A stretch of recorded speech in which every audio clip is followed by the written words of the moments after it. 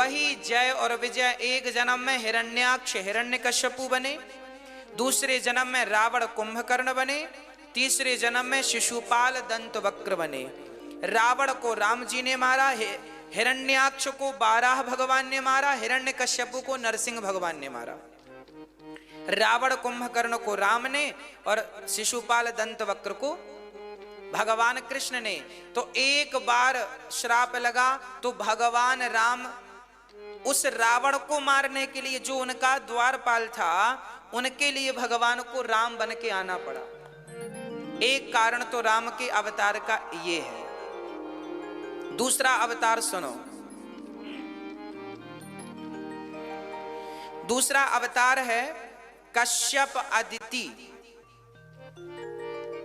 एक बार कश्यप और अदिति ने तपस्या करके कहा कि प्रभु आप हमारे गर्भ से, अदिति ने कहा जन्म लो। तो वह दशरथ कौशल्या बने, तो उनके वरदान को पुष्ट करने के लिए भगवान राम ने अवतार लिया। तीसरी बार, एक बार भगवान श्री राम इसलिए धरती पर आए क्योंकि एक जालंधर नाम का राक्षस था। जलंधर, आज भी पंजाब में जलंधर है, शहर का नाम है जलंधर। जलंधर नाम का जो शहर है, जलंधर के नाम से बना है। जलंधर की पत्नी का नाम था वृंदा। वृंदा मतलब तुलसी।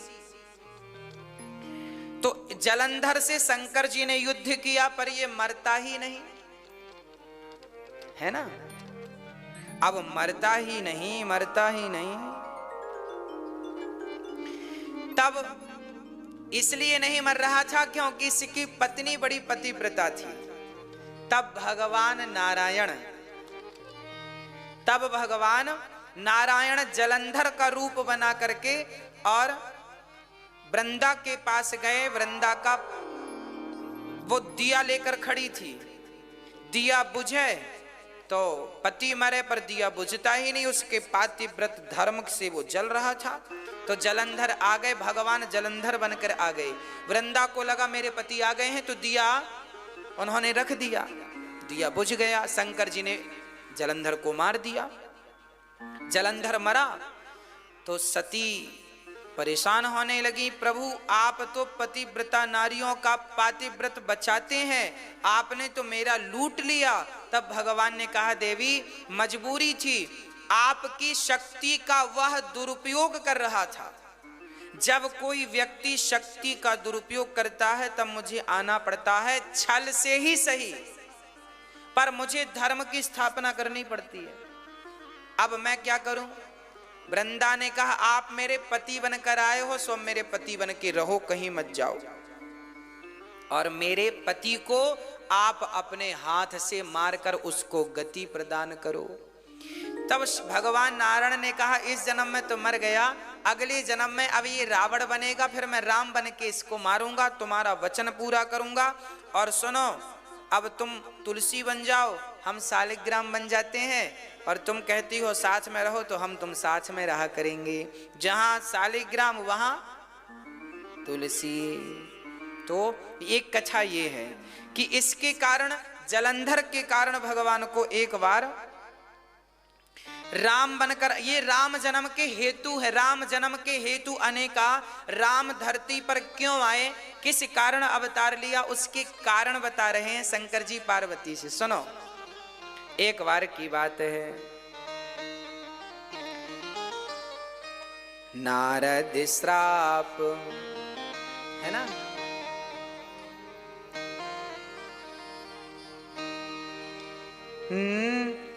नारद श्राप दीन है एक बारा, कल्प एक ते ही लगी अवतारा। गिरिजा चकित भई सुनी बानी, नारद विष्णु भगत पुनि ज्ञानी। कारण कवन श्राप मुनि दीन, का अपराध रमापति कीन्हा। पार्वती नारद जी की चेली हैं, शिष्या। शंकर जी ने कहा, सुनो पार्वती, एक बार तुम्हारे गुरु जी ने भगवान को श्राप दे दिया था, जिसके कारण भगवान को धरती पर आना पड़ा। पार्वती को आश्चर्य लगा, हे भगवान, हमारे गुरु जी ने? हमारे गुरु नारद जी तो भगवान के बहुत बड़े भक्त हैं। भगवान शंकर कहते हैं, पार्वती ने कहा, अच्छा नारद जी किसके भक्त हैं? नारायण के। एक बार नारद जी ने नारायण भगवान को श्राप दे दिया था। आपको पता है श्राप क्यों दिया? अच्छा, नारद जैसे भक्त अपने भगवान को भला श्राप क्यों देंगे? और श्राप नहीं दिया। नारद जी बोले, मेरा बस चलता तो मैं आपको मार डालता या मैं मर जाता। अब पार्वती जी घबराई, हे भगवान, का अपराध रमापति कीना। पार्वती जी कह रही हैं, कौन सा अपराध कर दिया भगवान विष्णु ने जिसके कारण मेरे गुरुजी को गुस्सा आ गया? देखिए पार्वती की गुरु भक्ति, वो अपने गुरुजी को दोषी नहीं ठहराती। वो कहती हैं दोषी तो नारायण ही होंगे, क्योंकि हमारे गुरुजी को गुस्सा। ये होता है विश्वास अपने गुरुओं पर। पार्वती जी ने कहा, हमारे गुरुजी को गुस्सा नहीं आ सकता, जरूर भगवान नारायण ने कोई चाल चली होगी। क्या चाल करी? तब कहा, सुनो। तब शंकर जी ने यहां एक बात बढ़िया लिखी है आपके और मेरे लिए। क्या लिखा है? सुनो। शंकर जी कहते हैं, बोले बेहसी महेश तब ज्ञानी मूढ़ न कोय, जेहि जस रघुपति करहि सो तस तेहि छन हो। ये बात आपको याद रखनी है। ये रामचरितमानस के बालकांड का दोहा नंबर 124 है, 124। इस दोहे को याद करिएगा, ये आपके काम का है। क्या लिखा है? सुनो। शंकर जी कहते हैं, पार्वती सुनो। बोले बेहसी महेश तब ज्ञानी मूढ़ न कोई। ना कोई ज्ञानी है और ना कोई मूर्ख है। बोले भगवान जिसको जैसा जब बनाना चाहते हैं वो वैसा तब बन जाता है। भगवान मुझे ज्ञानी बनाएंगे तो मैं ज्ञानी बन जाऊंगा, और मूर्ख बनाएंगे तो अभी मेरी जबान फिसल जाएगी, कुछ का कुछ मुंह से निकल जाएगा और लो आलोचनाएं चालू हो जाएंगी। कई बार आप कहते हैं, कई बार ना हमारे ही मुंह से कुछ का कुछ निकल जाता है। बहुत बोलते हैं ना तो शब्द कभी फिसल जाता है। उस बात को लेके लोग फिर कहते, महाराज जी आपने ऐसा बोल दिया, आपने ऐसा। अरे भाई, वो हमने नहीं बोला, वो तो भगवान जिसको जिस क्षण जैसा करते हैं, जैसा बुलवाते हैं, बोलते जाते हैं। शंख कोई अपने मर्जी से थोड़ी बजता है, बजाने वाला बजाए तो शंख बजे। हम तो शंख हैं, भगवान बजाएंगे तो बजेंगे, नहीं बजाएंगे तो धरे रहेंगे। हम तो शंख हैं। तो हम अपनी मर्जी से ये ना कहें कि हम ज्ञानी हैं। भगवान कृपा करेंगे तो ज्ञानी बन जाओगे, कृपा नहीं करेंगे तो मूर्ख के मूर्ख हैं। इसलिए चोर यदि चोरी करता है तो भगवान ने उसकी मति ऐसी बना दी जिसके कारण चोरी करता करता करता कभी पकड़ा जाएगा, फिर जेल की सलाखों के पीछे जाएगा। यही इसके पाप का फल है। इसलिए भगवान की शरण में रहो हे नाथ। जैसे ही बुद्धि आप बनाओ। कई लोग कहते हैं हमारे व्यापार में बड़ा फायदा हुआ, सफल व्यापार रहा। इसका अर्थ है कि भगवान बुद्धि देते गए, काम होता गया। ज्ञानी मूढ़ ना कोई। भगवान से प्रार्थना करो कि प्रभु आप अच्छी बुद्धि देना, सद्बुद्धि देना तो सब बढ़िया है, नहीं तो भगवान कभी चाबी यहां घुमाते हैं तो कभी चाबी यहां घुमा देते हैं। हाँ जी। अच्छा, नारद जी, एक बार क्या हुआ, नारद जी भ्रमण कर रहे थे, बड़े प्रेम से भ्रमण कर रहे थे, तभी नारद जी को हिमालय के तट पर गंगा के किनारे एक बढ़िया सा स्थान दिखा। नारद जी बोले यहां बैठ के भगवान का भजन करें। तो नारद जी वहां बैठ के भगवान का चिंतन करने लगे। जब नारद जी चिंतन में डूबे तो परिणाम यह हुआ कि इंद्र घबरा गए।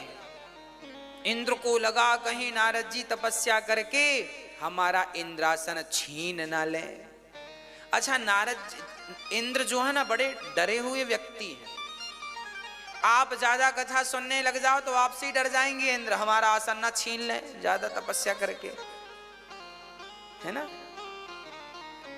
इसलिए गोस्वामी जी यहां लिख रहे हैं, सूख हाड़ ले भाग सठ स्वान निरख मृगराज, छीन ले ये जन जान जड़ तिमिसुर पतही न लाज। एक कुत्ता हड्डी मुंह में दबा के भाग रहा था। मैया जी नींद आ रही है ना। एक कुत्ता था,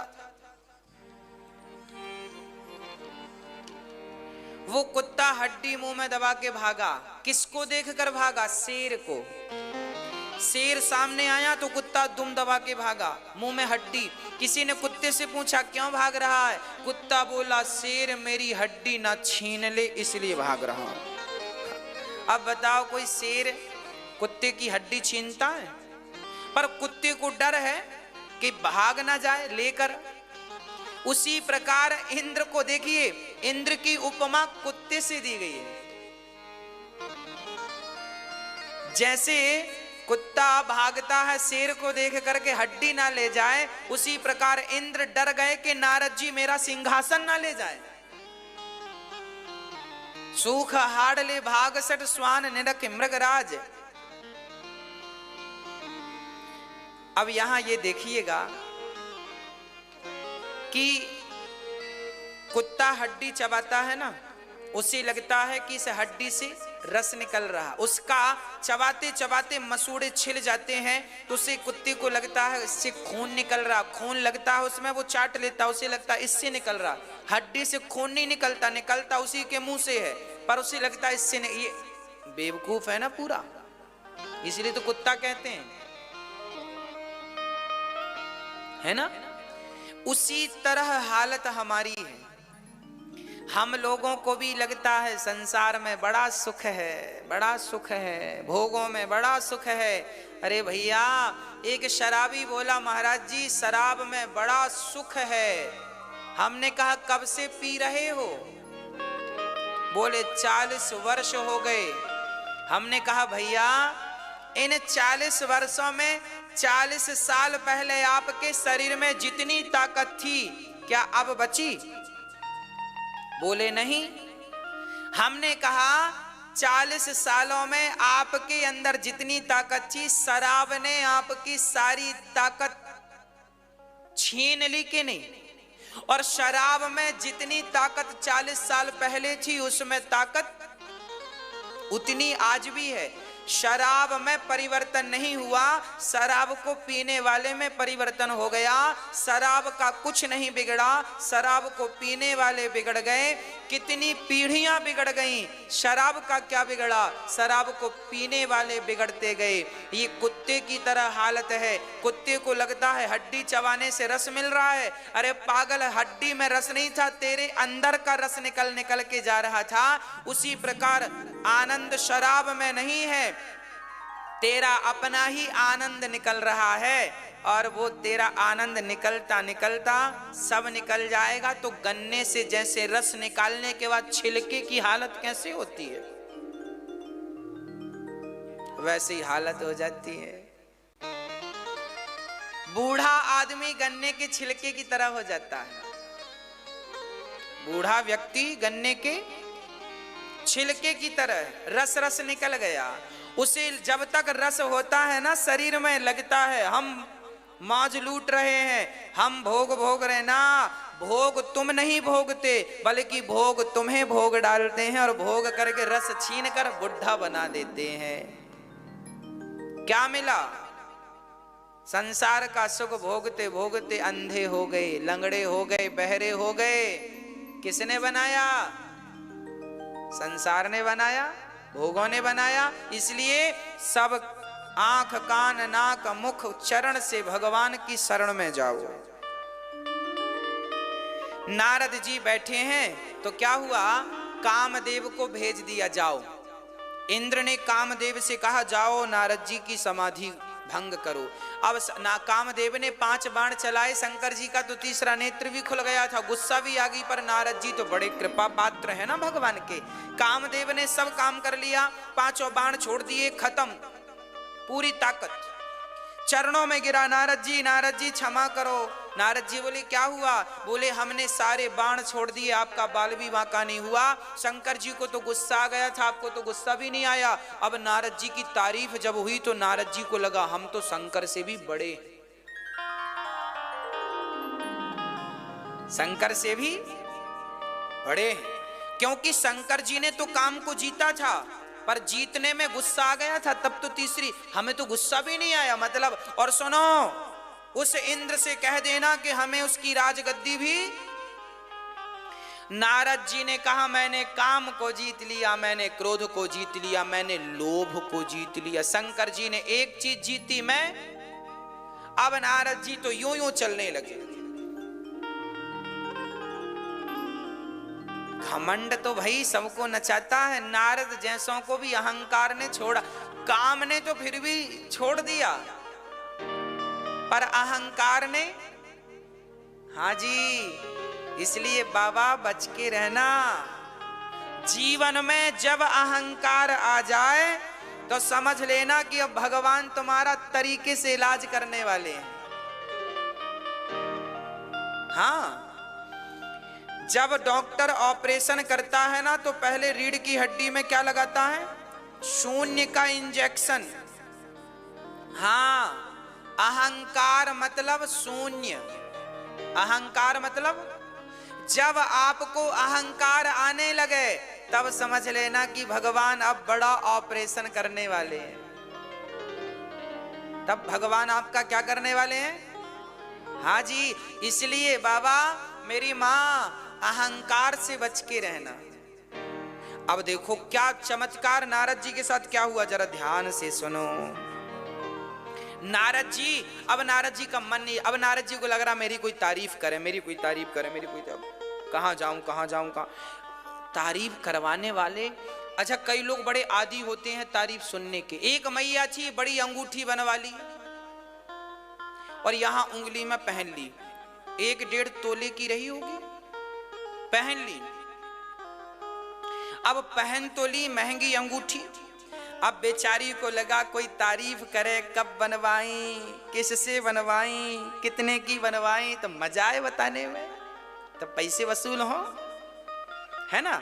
तो उसने अंगूठी पहन करके अपने पड़ोसन के, कहो बहन कैसी हो, कैसी हो। पड़ोसन ने कहा बढ़िया है। अब ये बार बार कैसी हो कैसी हो। पड़ोसन ने नहीं पूछा कि तुमने अंगूठी कब बनवाई, एक बार नहीं पूछा। बेचारी अंदर से कैसी बहन है पूछती तक नहीं। अब ये अपने से बताना नहीं चाहती थी ना, इसको लगा पहले ये पूछे फिर मैं खुल के बताऊं। जैसे आप लोग सोचती हैं ना, कोई एक बार छेड़ बज दे, साड़ी कहां से आई, बस साड़ी पुराण चालू। कोई एक बार आपसे पूछ बस ले, कानों के बाले कहां बनवाए, बस कान का बाले पुराण चालू। अब उसने भी अंगूठी पुराण सोचा बांचने के लिए, पर श्रोता नहीं थे, किसको सुनाए। अब दूसरी पड़ोसन के घर गई, कहो बहन तुम्हारे बच्चे कहां हैं।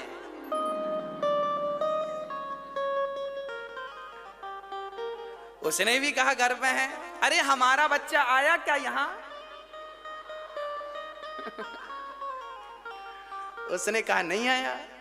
अब ये बार बार, सुनो ये तुम्हारे बेटे के यहां नाक में क्या है?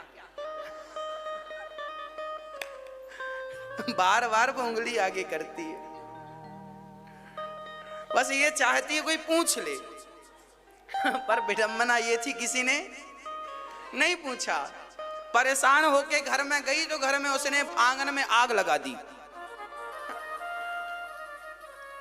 आग लगाई तो गांव वालों को बुलाई, सुनो गांव वालों आओ पानी डालो।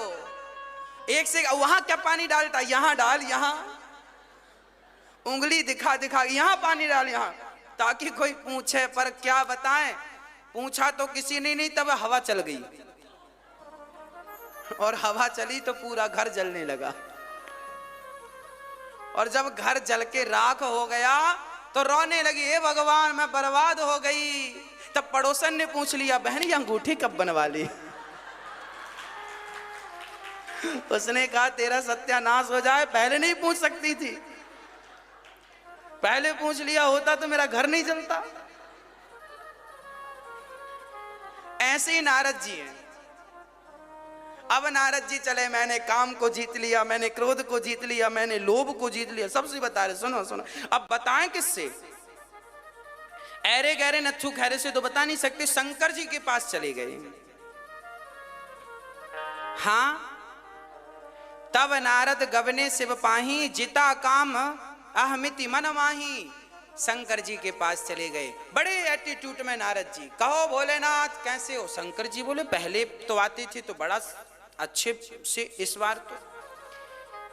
तब पूरी शंकर जी से काम कथा सुना दी। जब जब आते थे तो राम कथा सुनाते थे, इस बार राम कथा नहीं थी, इस बार तो काम कथा थी। काम कथा सुनो, हम समाधि लगा के बैठे थे, कामदेव आया, हमने यूं पराजित कर दिया, चुटकियों में हरा दिया उससे। और सुनो आपको तो गुस्सा भी आया था, पर अपने राम को गुस्सा, और हमने तो इंद्र का सिंहासन भी नहीं चाहा, फक्कड़ आदमी क्या जरूरत है।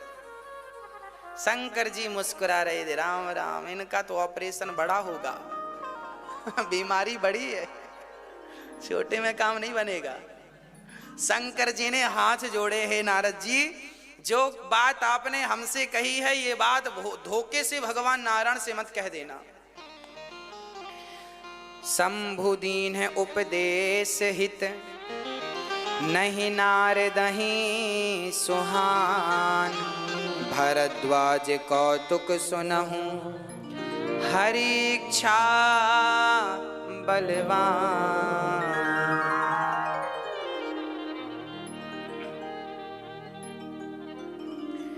नारद जी को बहुत भगवान शंकर ने समझाया, चलो हमसे कहे तो कहे, ये बात भगवान नारायण से मत कहना। अब नारद जी को क्या लगा, अच्छा ये हमारी तारीफ सुनना नहीं चाहे इसलिए रोक रहे हैं। अच्छा, जब बच्चों को आप समझाती हो ना सही, उन्हें उल्टा लगता है। कई बार माँ बाप बच्चों को सही शिक्षा देते हैं तो बच्चों को क्या लगता है, हमारी माँ हमारे पापा बेवकूफ हैं, इन्हें कुछ अक्ल तो है नहीं, हम ज्यादा अच्छे हैं। वो माँ बाप को बेवकूफ समझते हैं। ऐसे ही नारद जी शंकर जी को बेवकूफ समझ रहे हैं। हमने काम क्रोध जीत लिया, तुम कह रहे हो बताना मत। नारद जी बोले क्यों नहीं, हम सबको बताएंगे। मतलब जिस काम को शंकर जी ने मना, अच्छा शंकर जी ने मना किया था, नारद जी मान गए होते ना तो इनका ये अभी मैं आगे बताऊंगा क्या गति हुई इनकी, वो बच जाती यदि शंकर जी की बात मान लेते। इसलिए अपने से बड़ों की आज्ञा मान लेनी चाहिए, अपने आप को ज्यादा होशियार नहीं समझना चाहिए। एक बार बड़ों की बात पर विचार कर लेने से नुकसान नहीं होता। एक बार विचार कर लो, ठहर के विचार कर लो। कह रहे हैं सही कह रहे होंगे, पर हमें तो अपनी अपनी दिखती है। विचार जरूरी है। अब नारद जी उनका मन नहीं लग रहा, उनको लगा जब तक मैं भगवान नारायण से नहीं कह दूंगा कि मैंने काम को जीत लिया। अब नारद जी को क्या लगा, मैं तो खुद भगवान बन गया हूं, काम क्रोध लोभ को जीत लिया, अब मुझे भगवान के पास जाने की जरूरत नहीं, अब तो भगवान खुद चल के मेरे पास आए, मेरा स्वागत करें, मेरी रैलियां निकालें, नारद जी जिंदाबाद के नारे लगें। नारद जी को ये इच्छाएं होने लगी। अब एक दिन जब भगवान नारायण आए नहीं तो नारद जी चल पड़े। कहां गए नारद जी? तब नारद जी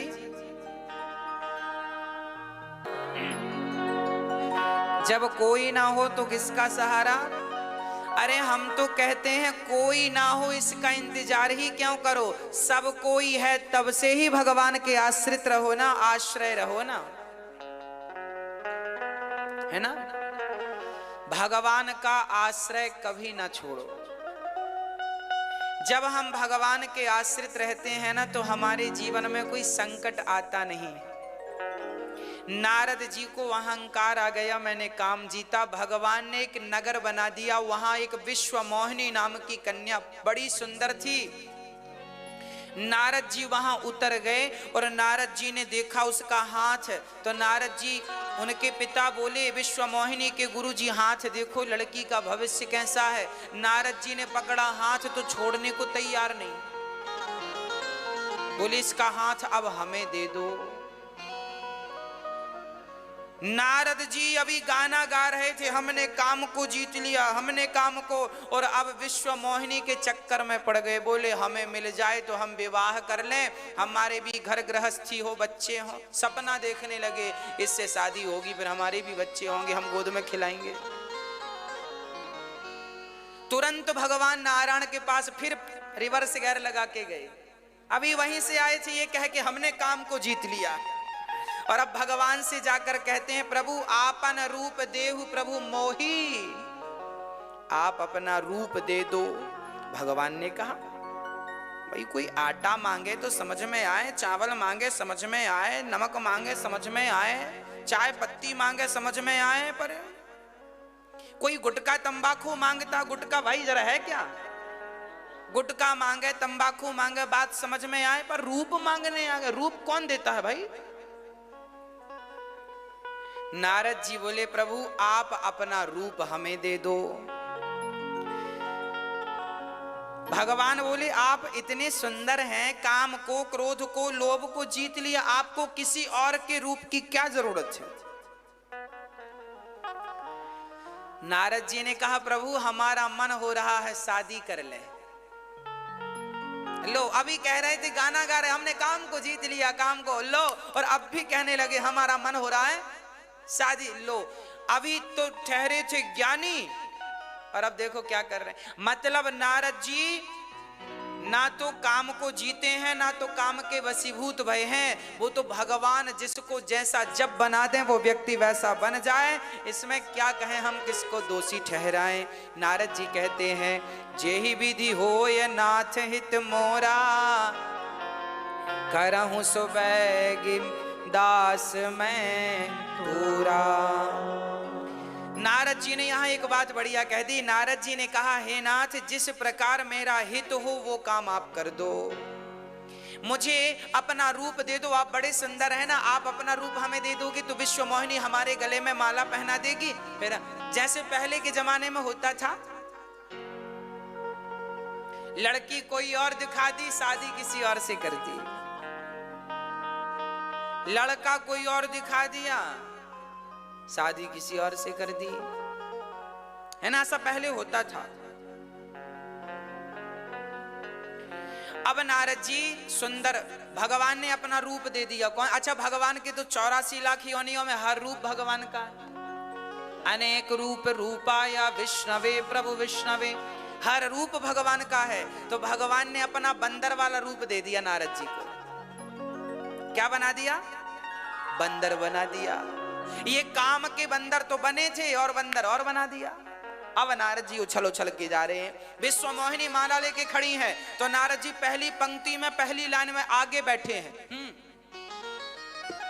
इशारा कर रहे हैं मोहिनी को,